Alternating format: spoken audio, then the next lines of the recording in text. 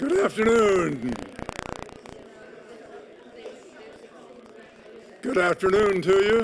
It's time to start our meeting because we've got a lot of business that we need to cover this afternoon. The first one is the fire drill. Someone has taken the fire drill plaque, and so, but we're going to say it anyway. In the event of a fire alarm, please remain in the auditorium and seated. A Springmore staff member will assist you as need be. Please remember not to use the elevators, and please go to the red pole once outside.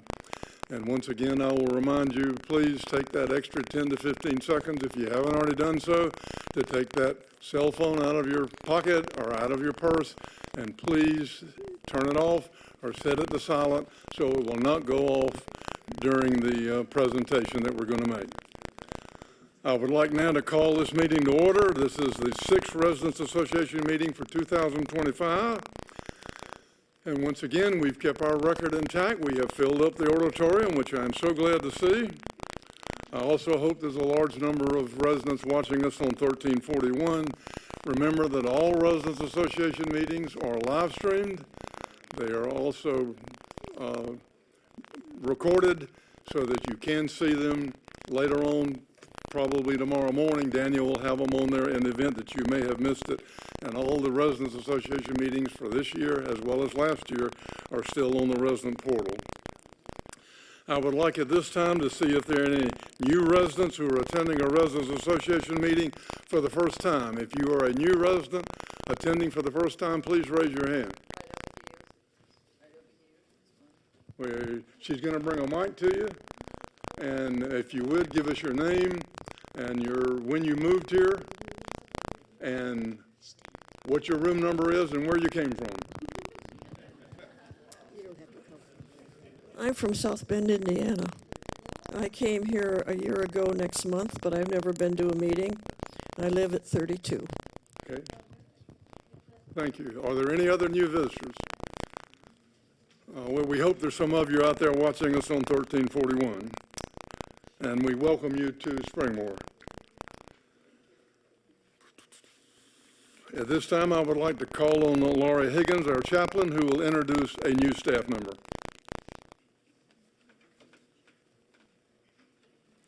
Good afternoon and welcome.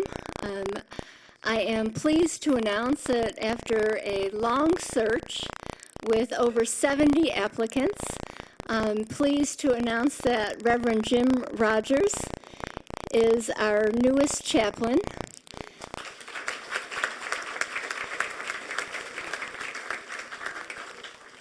You can read about him in the resident memo. He shared about himself, and if you'd like to come to any of the discussion groups, he has been present there. He had a wonderful sermon last evening, if you'd like to look that up on the portal.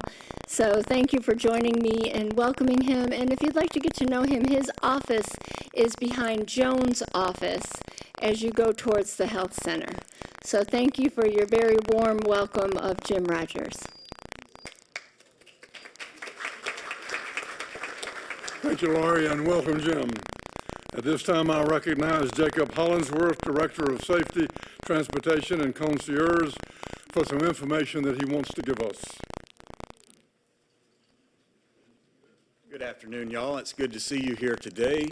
I have come to talk to you about one of your favorite topics, and that is that of parking. Doesn't everybody love to talk about parking here? Well, I have some exciting news. We're rolling out some new parking stickers that I think will make your lives a lot easier and everybody very happy. These new stickers are going to be more consistent. They're going to be for residents, employees, contracted staff, and our longer-term visitors who might be staying in a guest room overnight.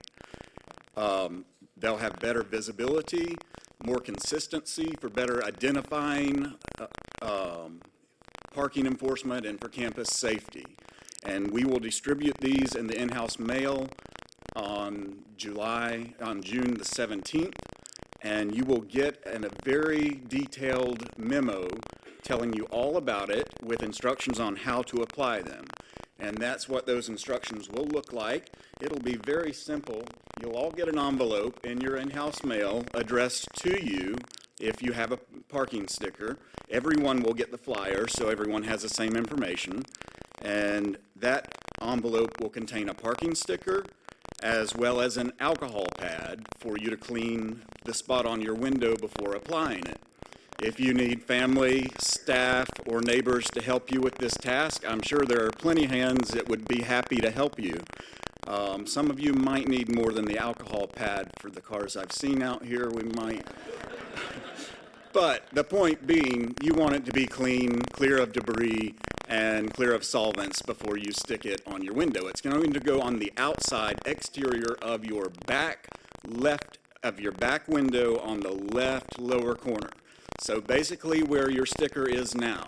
Now, if you don't want to go through the hassle of removing your old sticker, this will just go on the outside of your car and cover up the old one, and you will barely see it. So you're welcome to do that if you choose to. We also are going to have these visitor parking magnets that we will check out to people when they sign in at the front desk for a guest room or their car is going to be here for an extended period of time. And these are very simple. They'll be numbered like yours, and we'll keep track of them in the sign-up book when the guest signs in. And then they just go out to their car and they slap the magnet on a metal surface on the back of their car so that we can identify them as a visitor. And then once they leave and sign out, they will return it to the desk. And the last page of your memo will contain a form for us to make sure we have accurate records and that you got everything you needed. I don't expect you to be able to read this. It's going to be in your mail. But this form will have your name and your unit number. And then if you got a sticker you don't need, then you will return it back to us in the same envelope that you received from us with this form. Or if you didn't get as many stickers as you need, then you will fill out how many you need and send that back to us to get those stickers to you. And then if you have a vehicle that you no longer drive, but it's still at Springmore, we would like to know that, so there's a place for that as well. And we want to keep all of our records up to date with this new information so that everybody can be happy, safe, and secure. And the employees are getting the same type of sticker going in the same area as our contracted staff members. The design is different, the color's different, so that we can distinguish between the two. But those are what your stickers will look like. So I thank you for your cooperation, and I look forward to rolling this out in just about a week.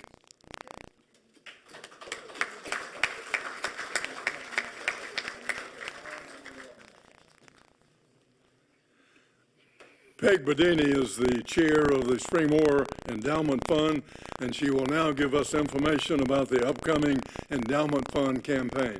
Peg? Thank you, Jim. I am delighted today to have the opportunity, as I do once a year, to give you some information about the Springmore Endowment Fund.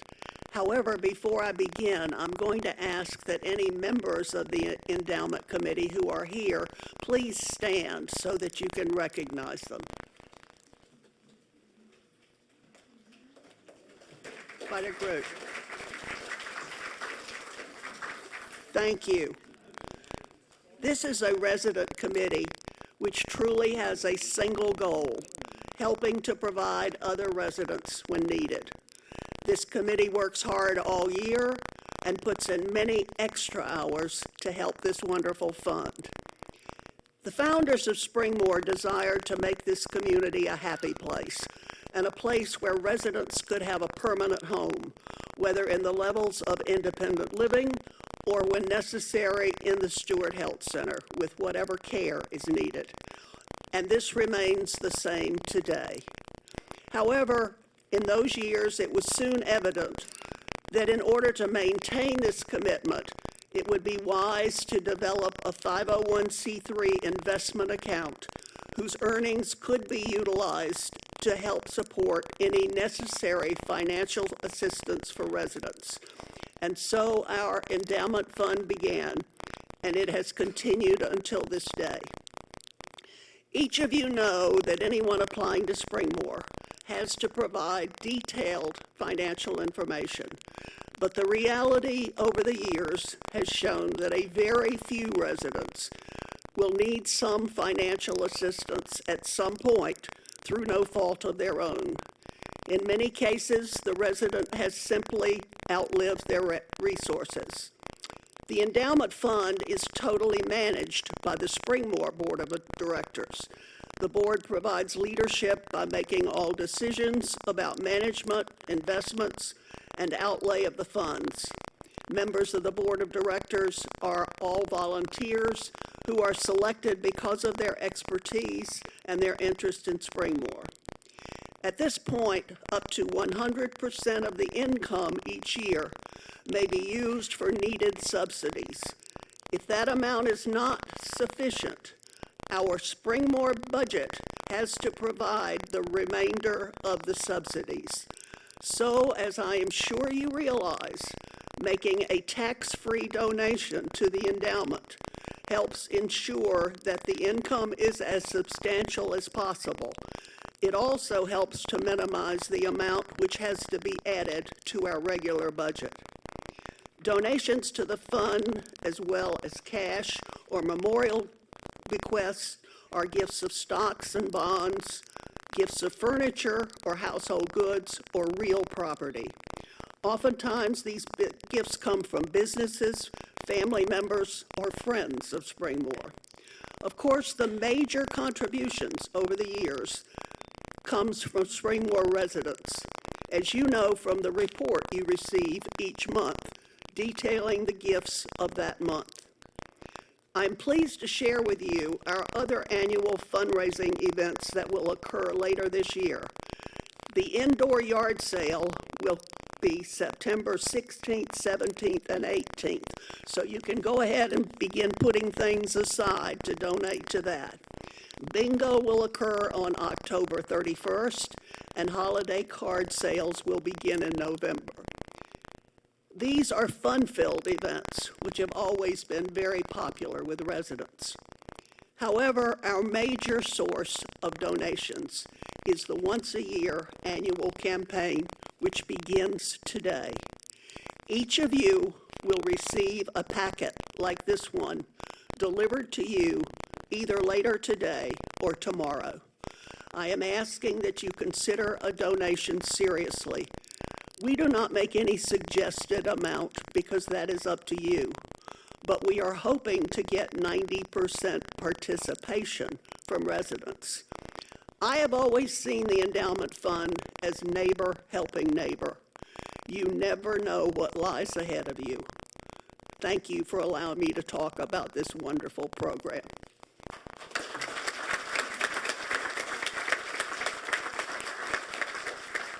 Thank you, Peg.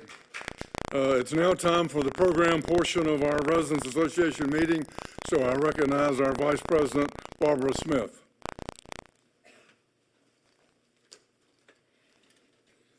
What a tremendous crowd. Bye. He'll be back. This is really, thank you all for coming out. Today is a very important end-of-life planning is something that we all at our ages are thinking about. So I'm going to turn this over immediately to Charlotte Jenkins, who is the Director of Outpatient Services. And then she will introduce the other two ladies that we'll be talking to. But I think this is very good. And then she has some handouts at the end. So thank you for being here, and I'll turn it over to Charlotte.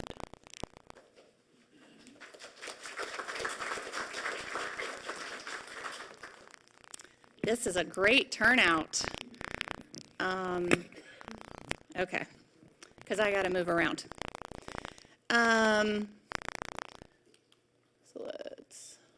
here we go. So this is obviously a topic that we all need to spend some time on. You've obviously planned well in your lives, right? Or else you wouldn't be at Springmore. It takes planning to get here. It's going to take planning, all the rest of the steps to do it well. And it can be done very well. But this topic is extremely complicated, and we really need to delve into it and give it the respect that it's due. We're going to have 3 presenters, myself. I'm going to go over just knowing what your choices are.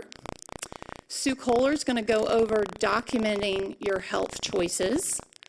And Lori's going to be doing coping with loss. Now, how could we possibly get that done in the amount of time that we've got today?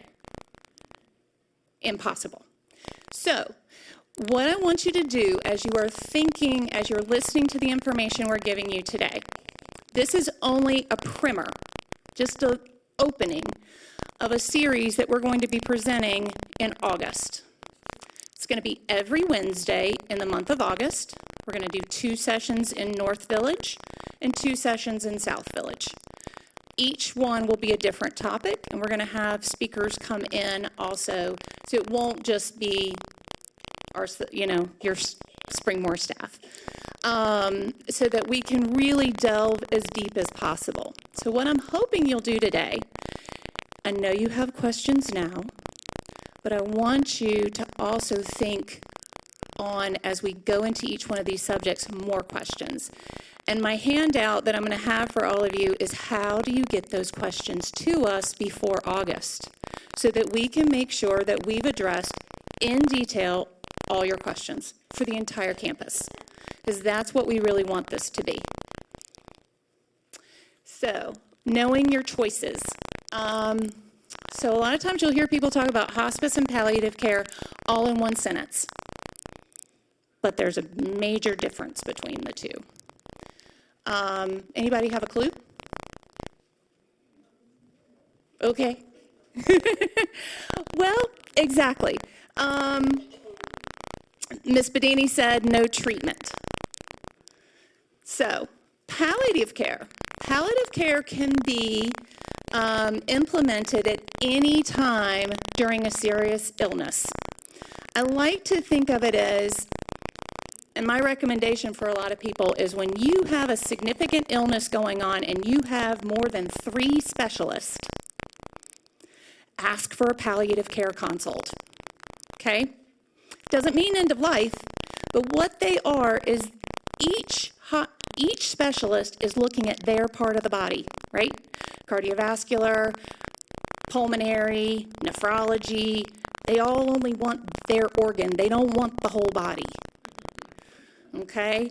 Palliative care cares about the whole body and the whole person. So, they can be implemented at any time. They're going to be providing support for patients and families, trying to help you figure out what are the next steps. How do I go in this? They're also going to be looking at how do I manage the symptoms, the side effects, whether the side effects of the medication or is it the side effects of the illness? Is it the fact that the pulmonologist put me on this med that's good for my lungs but really sucks for my kidneys? That's what the palliative care consult does. They look at all of those different pieces. This is normally done when it's not in the hospital. When it's in the hospital, you have a physician. When it's in the home, it's normally a nurse practitioner who comes out to see you on average every 6 weeks or so, okay? So they're also the one that deciphers all of this stuff because it's all Greek, right? It makes no sense. So it's okay, and this person helps you out trying to figure all of those pieces, okay? So when we say palliative, we are not saying you're ready to die. It is not a bad thing. It's a person that's going to take your hand and lead you through the process, okay? Oop, there we go. So hospice care. Hospice is when your illness is at a point where a physician can attest to the fact that you have, if the course of the illness continues, most likely 6 or less months to live. Now, Nobody came with an expiration date. We don't know these things. And so please keep in mind that this is just a test. They can just attest to that, okay? It does not mean that you're going to die in 6 months. What it means is you have a serious illness. Research actually says that you will live longer on hospice than you will without it. Because a lot of times they're trying to get away with all the extra stuff that got put on you during the course of everything. You aren't seeking a curative treatment any longer. And maybe that's because there are no curative options, or maybe because you don't want them, and that's okay. You get to live your life the way you want to live it. Hospice is there to support the families as well as the patient. I always say that the curative model takes the organ, forgets the patient, and the family's about 2 miles behind, right? Hospice puts the patient in the middle, the family around them, and their loved ones. It doesn't have to be blood, but the people who care for them, and then swoops them up into their arms and gives them all a big hug, okay? Because this means this is when you need extra. You just need extra. You need extra attention. You need extra care. This is what you need. And they're also going to work on managing the symptoms, pain control, shortness of breath, all of those pieces, and also making sure it's your well-being is the forefront of the situation. It's an interdisciplinary approach. Hospice is structured through Medicare to offer you a nurse, a social worker, and a chaplain.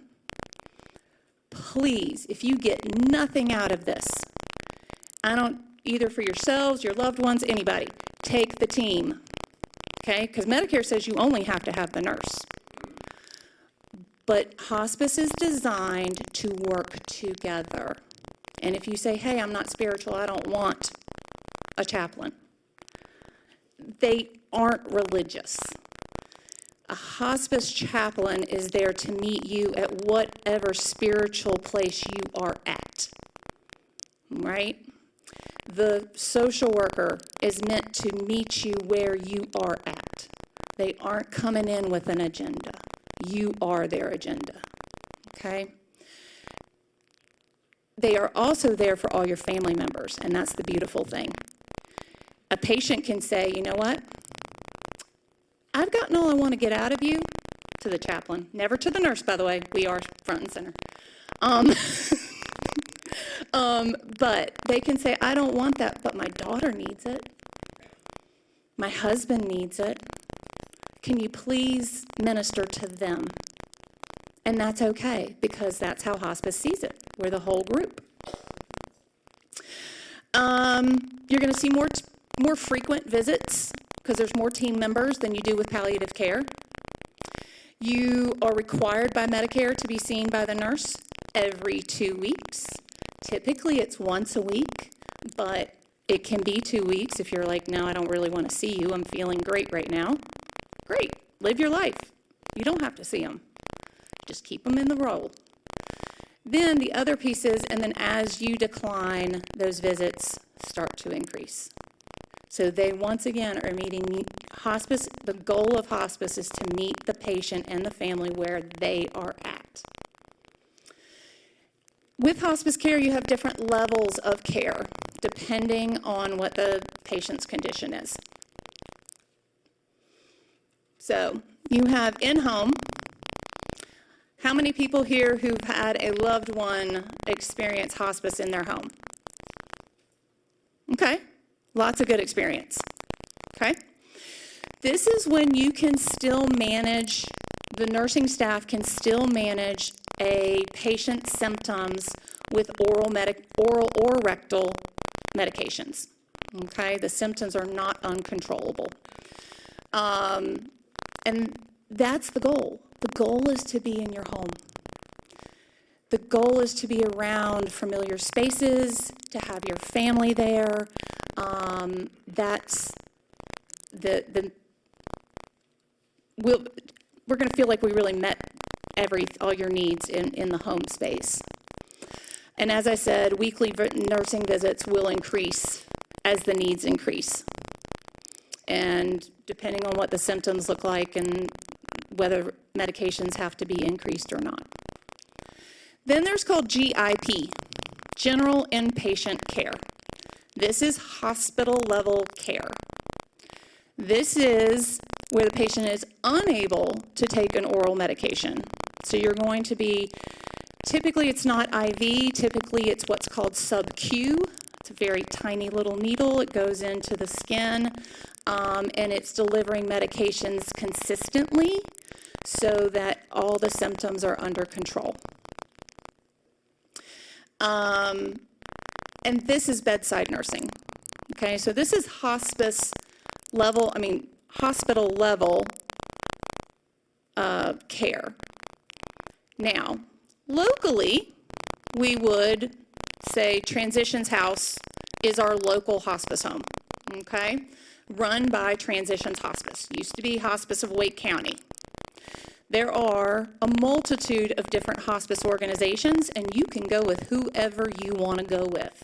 Those are your choices.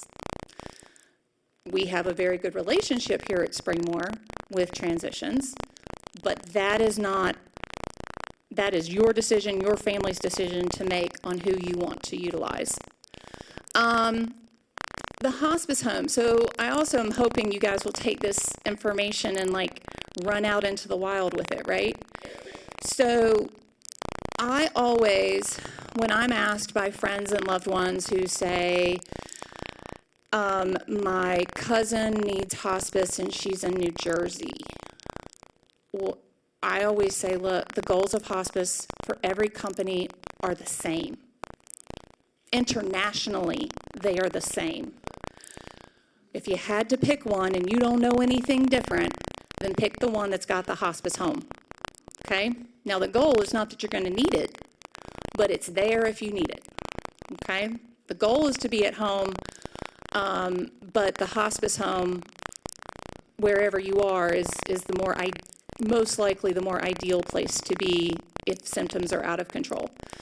Every hospice, doesn't matter, has to be able to provide general inpatient care. But if they don't run a hospice home, then you go to the local hospital that they have an agreement with. So that's where they would do their inpatient care. So every company does inpatient care. It's just a matter of where they're doing it. Durham, Duke runs the hospice home. Chapel Hill, UNC runs the hospice home. Smithfield, UNC runs the hospice home. So it's all going to be different in your area, but if you're talking with loved ones and they're trying to figure those things out, that's kind of the question. Just say, hey, do you know who runs your local hospice home? Not that you're going to need it, but it's there as a safety net. So I'm going to hand this off to Ms. Sue Kohler, and she's going to go over documenting your health choices. You want me to put it up here?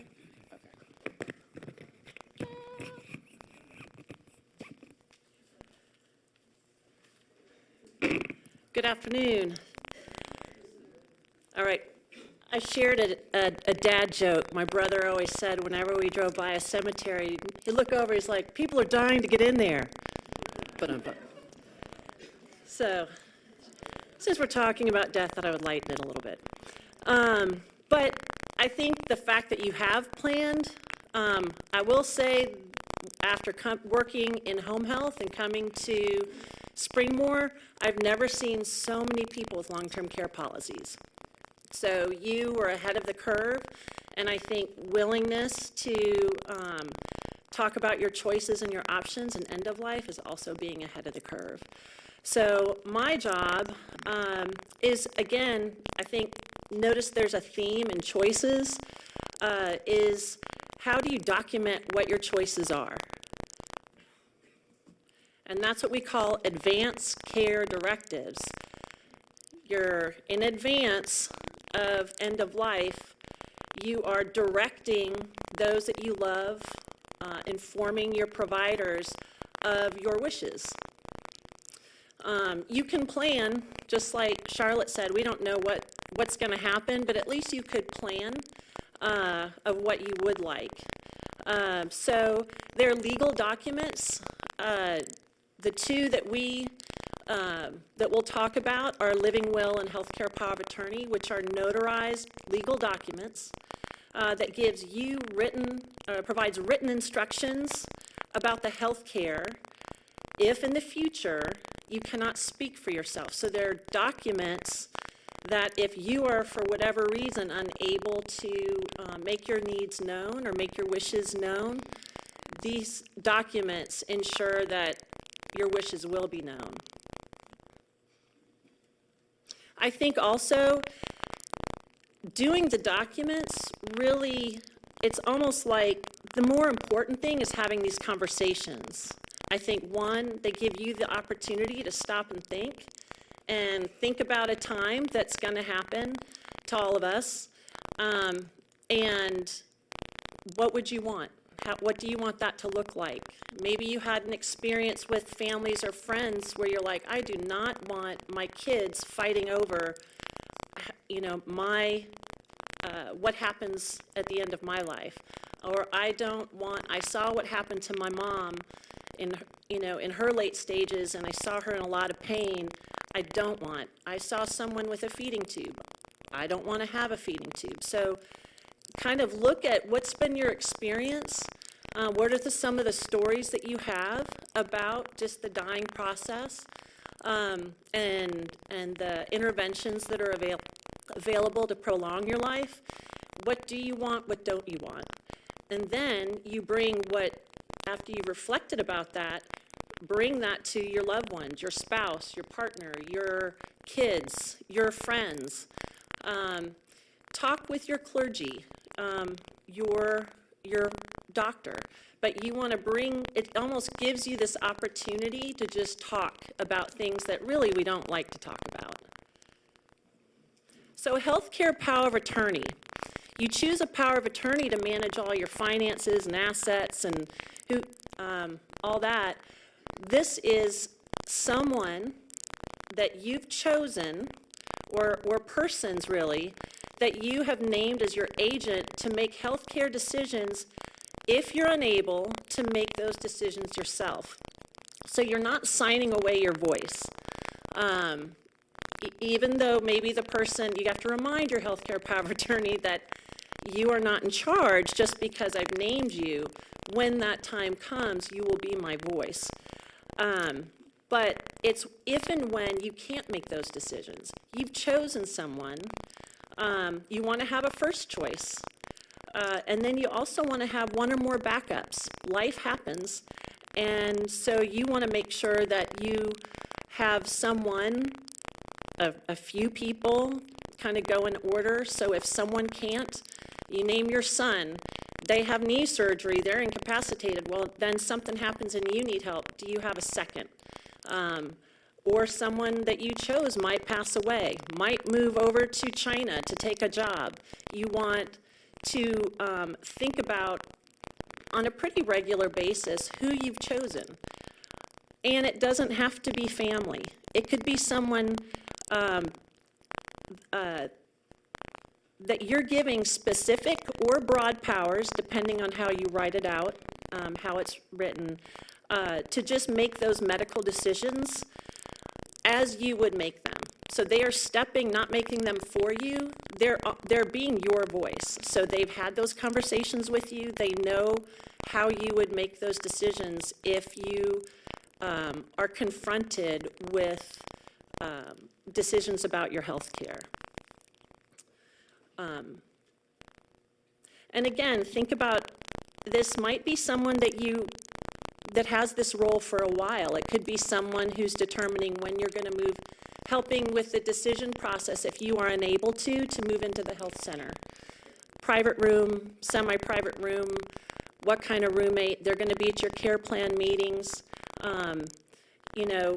So that it's end of life, but that could be sort of a short and longer-term period. So you really want to choose someone that you trust will honor your wishes. And review them annually, because life happens, and not that you might make a change, but that person might pass away, or that person might get dementia. You might outlive the person that you chose. So review them annually. Living will. This is, if you have a healthcare power of attorney, why do you have to have a living will? Well, this is an advance directive for a desire for a natural death. Again, it's a notarized document. You can have them done. Most of you, when you've moved into Springmore, we have them on record.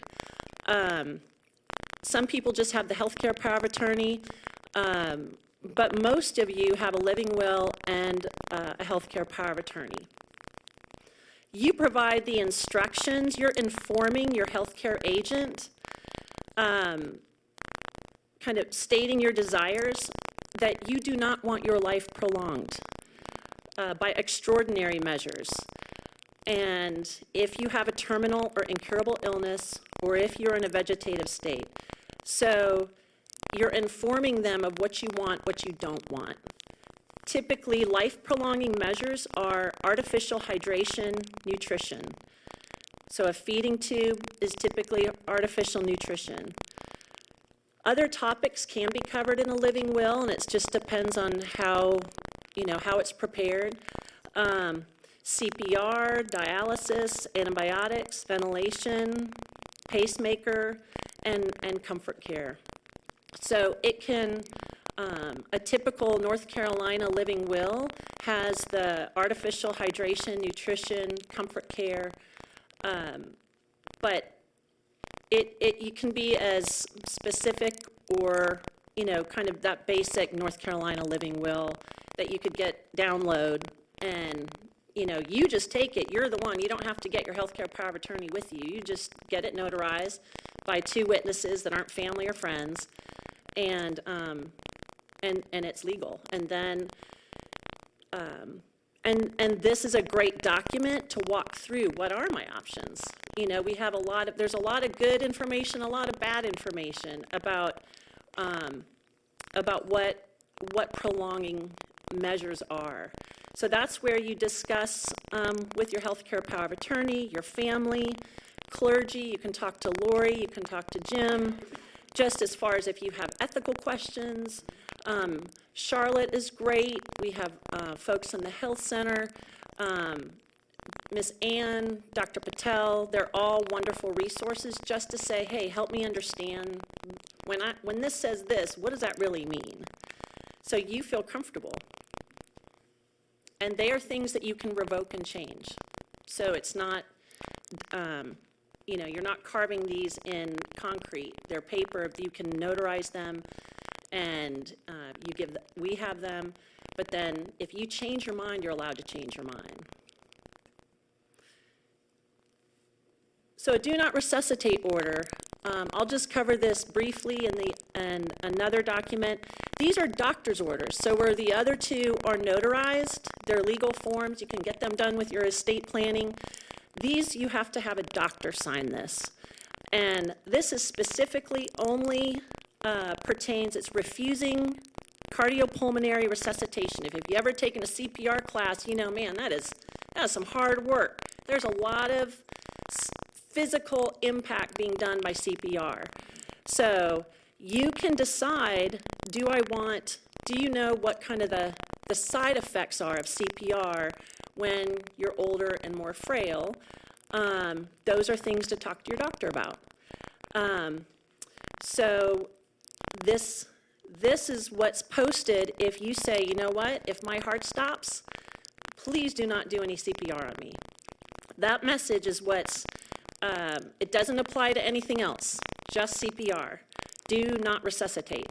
An alternative, if you're listed as full code, that means please do CPR. I don't care what the situation is, I want CPR. So DNR is I do not want that. You want to share this document with your healthcare providers, and you want to post it in your apartment. You can put it on the fridge, I know that's not very fun to walk in and see that goldenrod reminder. You could put flowers and bedazzle it or something, make it pretty. But that tells the EMS folks when they come in, okay, they're legally no longer obligated to do CPR. If it's not there and they don't have any record, they're legally obligated to do that. So review this annually with your primary doctor. You can talk to Charlotte more about the DNR. The MOST form, this is a prettier color. So this is another physician order sheet based on patient's medical conditions and wishes. And this is different than a living will, covers a lot of the similar things.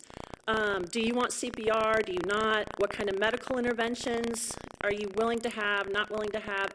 Antibiotics, fluid and hydration.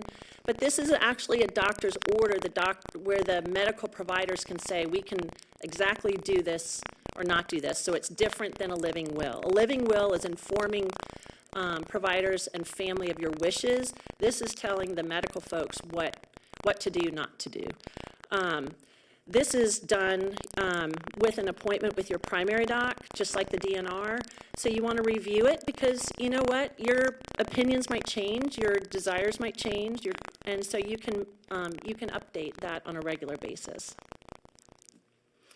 Last but not least, that's my dog Sasuke. Many of you have pets, cats, dogs. I don't know if you have anything more exotic. You might, but in this, we make a plan for ourselves. Make sure you have a plan for your pet. If something were to happen to you, in our pet policy, we have listed folks, who's your contact. If something happens to your pet, there's a plan. So have a plan for your pet in case of emergency or your condition changes. And I'd be happy to talk to anybody as far as resources for if you love your dog, but you just can't get them out to use the bathroom enough times, there's people you could hire to do that. And when you pass, do you have a plan? Have you communicated that with family? So annually review that and update that with us. If your pet passes, let us know. So we don't think that, Fido's still there. Or maybe you got a pet. Just keep us informed. I think that's something that Charlotte works on in security as well. But I just want to, just so you plan for yourself and plan for your pets. But thank you very much.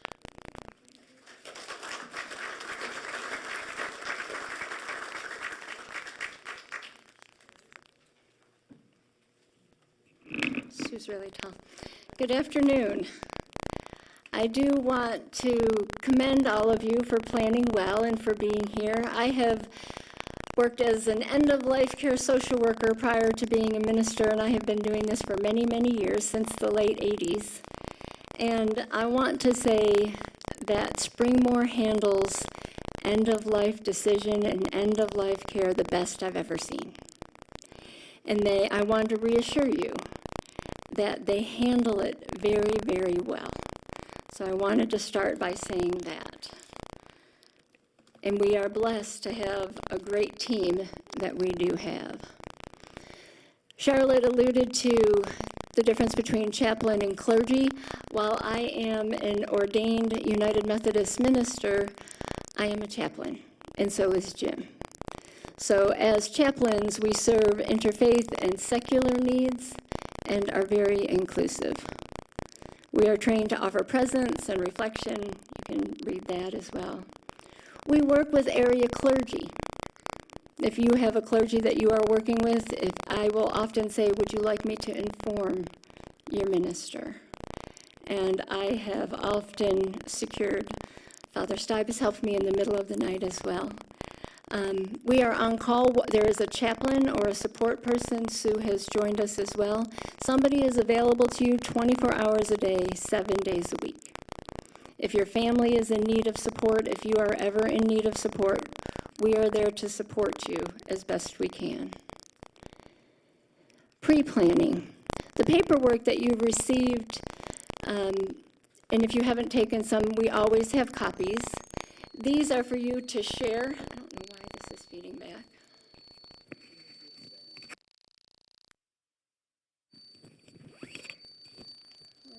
me.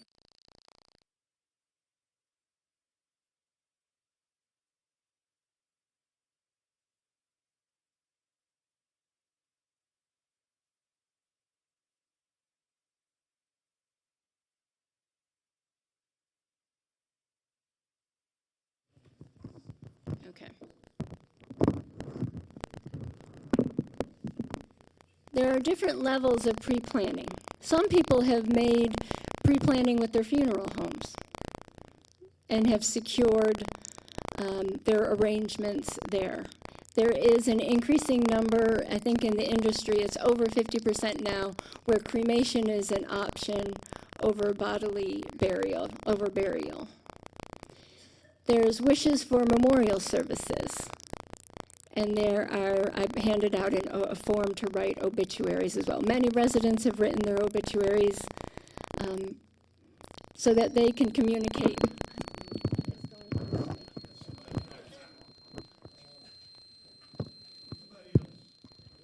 Jim, do you know what you're doing?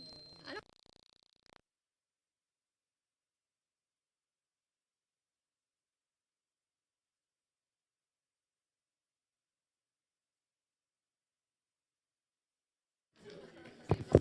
There we go.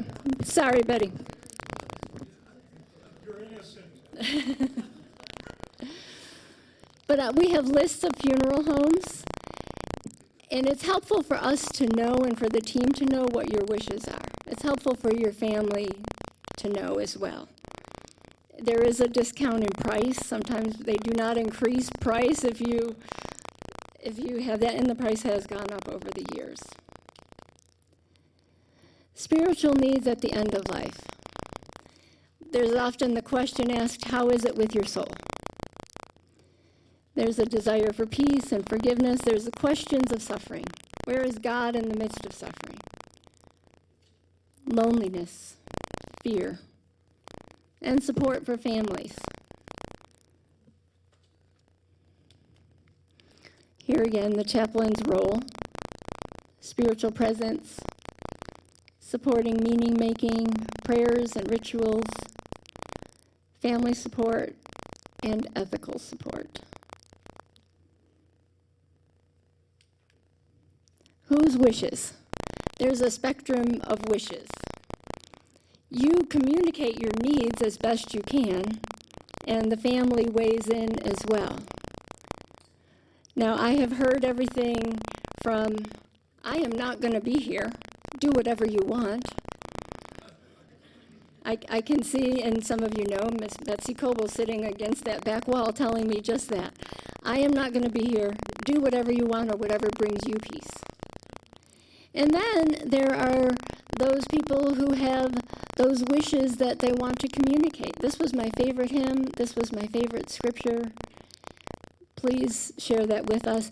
And so many families have said this has been so helpful to have someone's wishes made known to them. We do have a memorial garden on the campus outside of the Creedmoor side of South Village. And several people have pre-planned for that. There is also a relationship with funeral homes that we have worked with that are familiar with Springmoor. Like I said, with area clergy and area funeral homes, we do have those relationships as well. But most importantly, this is not an easy topic. This is a really difficult topic. And again, I want to reassure you that if you do nothing, that's okay. If you want to plan everything in detail, that's okay. This team will meet you and your family wherever you are. The most important thing is we want you to know that there are choices and there are options. And you all have, as Sue and Charlotte have said, are kind of ahead of the curve in terms of being pragmatic and being here in the first place and being here in terms of planning. But whatever we can do to support you and whenever we need to support you or your family, we are always happy to do that. So as you take these forms and look them over, and I can't tell you how many times somebody will pop their head in my office, either in South Village or now here in North Village. Oh, I have that form. One of these days we'll get to it. Oh, I have that form. One of these days we'll get to it. Oh, I have that form. Let's get to it now. So whenever you would like, please know that we are here to support you in any way that we can. I don't believe we can wrap up. Go ahead.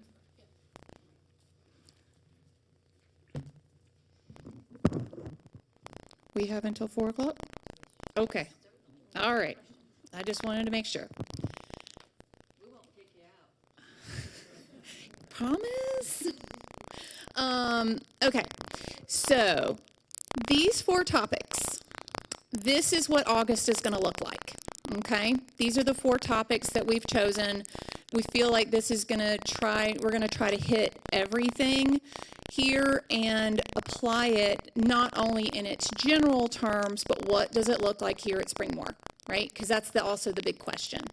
How does it apply to me and the now?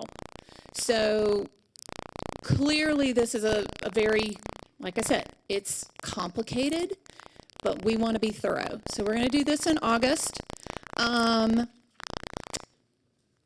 We have these right here. Put it up also on the screen. There we go. Basically, it's just telling you how to get your questions to us over the next couple of months. I've got a handout for you so you don't have to write it down.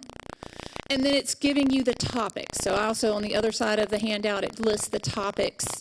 So we really want to personalize this presentation to what your needs are, what is very specific to you, okay? And so if you don't email, you don't use a computer, put it in the intercampus mail to any one of us. We'll divvy it up and make sure your questions get answered, okay? My goal would also, if you do that, make sure you put your name on it. My goal would also be that because I know your schedules, y'all are some busy people, busy. You might miss one. So I want to make sure your question gets answered no matter what, whether you can come to the presentation or not. But if you have a question, then someone else has the question, right? That saying. So get them to us. I promise you we will get your answers written back to you personally, and then we will incorporate it into the presentation. So I want to just make sure it's as thorough as we possibly can be. All right, so we have she said we wouldn't get kicked out, but we have 8 minutes. So anybody got any questions? Pressing questions. I believe DNR covers more than just CPR, but also using any kind of equipment to revive a heart. And also there should be some information a person carries around with them because they can pass out on the street and then be taken to the ER. You can do an alert bracelet if you feel necessary to have DNR on your person. That is the best way to go about that. Most people aren't quite to that stage just yet, but if you feel that firmly, yes, I would get an alert bracelet. Anybody else? Question?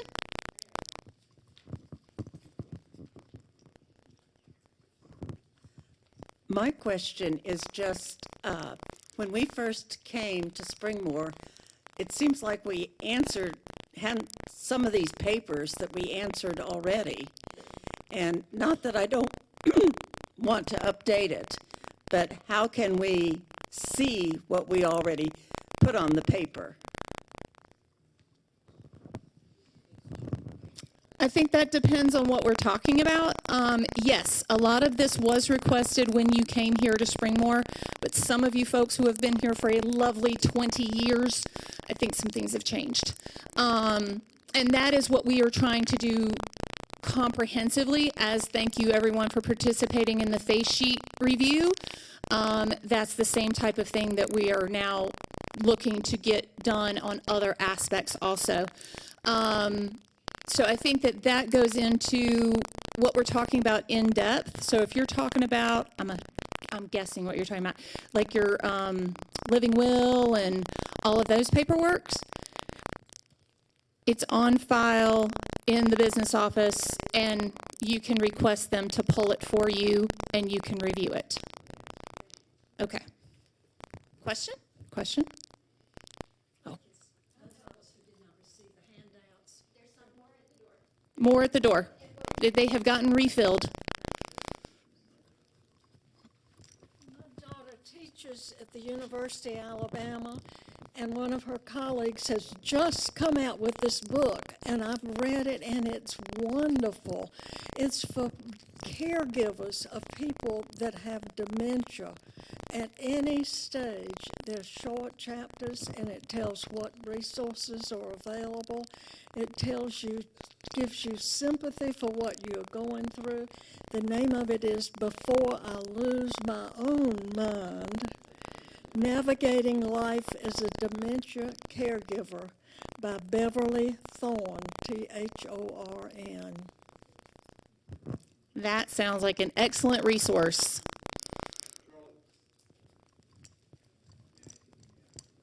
Now I'm being kicked out. Thank you very much. It's time for us to bring the meeting to a close, and I want to really thank them for this information that they've given to us today. The programs, this was a preview, remember, is what they're saying. This was a preview of what they're going to present to us in 4 sessions in August. So look forward. She's going to give you this information now, but look forward to these programs that are going to be in August. Let's do some door prizes. Lori, pick one. Pick a red one. I'm thinking a red one and a blue one. All right, the red ticket is 26463. 26463.